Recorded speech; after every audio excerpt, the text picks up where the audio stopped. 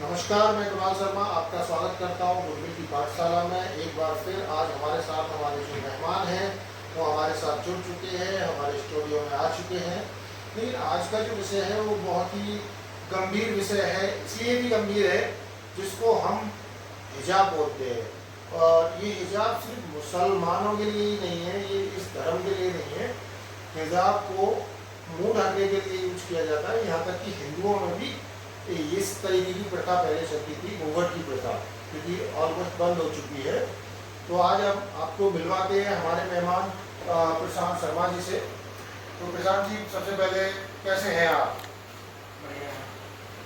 प्रशांत जी एक अध्यापक हैं और इन्होंने अपना जो करियर स्टार्ट किया था वो स्कूलिंग से किया था। आज एक अच्छे स्कूल में ये एक अध्यापक हैं और इनका मानना है कि हिजाब होना चाहिए या नहीं होना चाहिए, किस तरीके का ये सारी चीज़ें, उसके बारे में प्रशांत जी हमें बताएंगे। तो प्रशांत जी, सबसे पहले जानना चाहूँगा कि आपको क्या लगता है कि हिजाब होना चाहिए या नहीं होना चाहिए?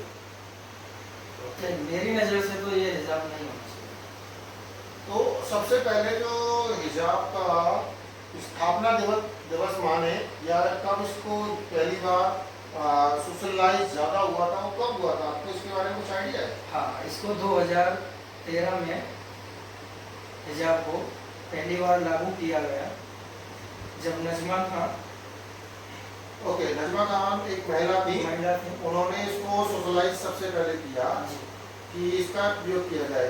तो मेरा मानना ये है कि हिजाब पहनने का सिर्फ और सिर्फ मतलब ये है कि सिर्फ बदन को ढकना या कोई गैर पुरुष आपको ना देख पाए, मेरे हिसाब से। तो आपके हिसाब से क्या कोई इसकी और परिभाषा हो सकती है?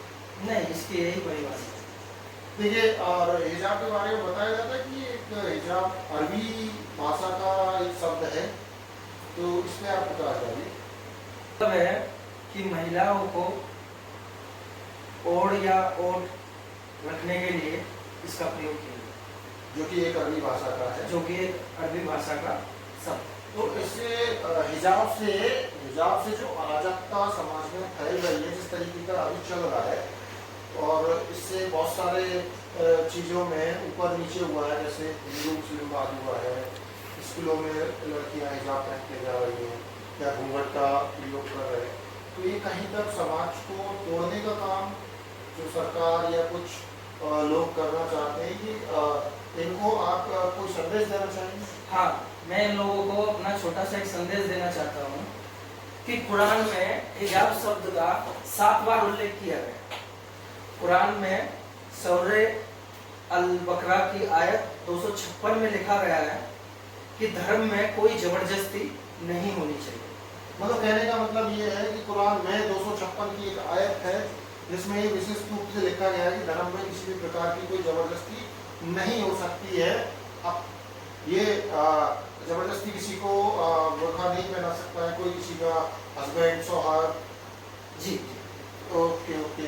तो अभी अगर हम किसी को मेरा मानना है कि वो उस टाइम का दौर होता था कि जब हिजाब या अंग्रेजों के टाइम में ओट जो होती है, जिसको हम घूंघट भी बोलते हैं हमारे यहाँ पे, तो ये अंग्रेजों के टाइम में यूज होता था कि किसी को या राजा महाराजा को हमारे बहन बेटियाँ अच्छी लगी तो दिक्कत होती थी।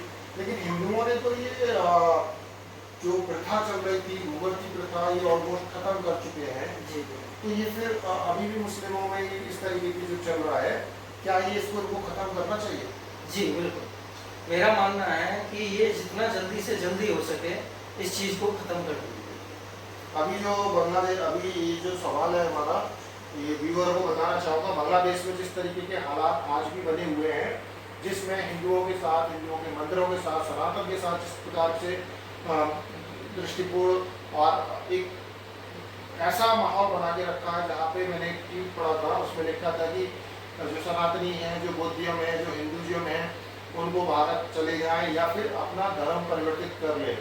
तो अगर इस तरीके से धर्म परिवर्तन का माहौल आया, तो मैं आपको बता दूं कि 1947 में 15 अगस्त 1947 को जब देश में आज़ादी हुई थी और 14 अगस्त 1947 में पाकिस्तान को बनाया गया था, तो पाकिस्तान धर्म के आधार पर बना था। तो अगर धर्म के आधार पर पाकिस्तान बना था, तो उस समय हमारे यहाँ पे मुस्लिमों की माइनॉरिटी थी, आज 20 करोड़ से ज़्यादा है। तो क्यों ये लोग यहाँ पे क्यों रह गए, ये उधर क्यों नहीं जाना चाहते हैं, जब पाकिस्तान धर्म के आधार पर बना है और ये धर्म चाहते हैं कि ये पाकिस्तान में क्यों नहीं जाना चाहते?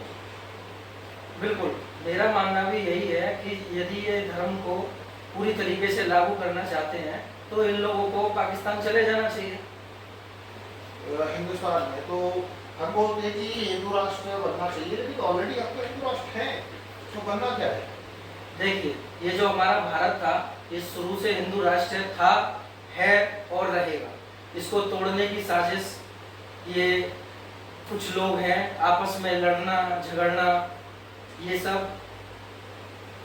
तो देखिए अभी हमारे साथ जुड़े हुए थे हमारे मेहमान प्रशांत शर्मा जो अध्यापक थे, जिनका मानना था कि भाई अभी ये जिस तरीके से हिंदुओं ने अपने ये और नकाब जो ये पहनते हैं, हिंदुओं में भी घूंघट का एक प्रचलन था जिसको हिंदुओं ने पूरी तरह से ध्वस्त किया। और पूरी तरह से आपने देखा होगा हिंदू देवी देवताओं के जितने भी आपको फोटो या मंदिरों में जाके देखेंगे तो वहाँ पे हमारी जो भी देवियाँ हैं उन्होंने कोई घूंघट वगैरह नहीं किया है, वो एकदम ओपन होता है, घूंघट नहीं होता है, श्रृंगार करके और इतनी सुंदर सुशील दिखती हैं। तो इसी तरीके से हिंदुओं में भी ये सारी चीज़ें बदलाव दिन पे दिन हो रहे हैं, उस तरीके से मुस्लिम भाइयों को भी ये बदलाव करना चाहिए।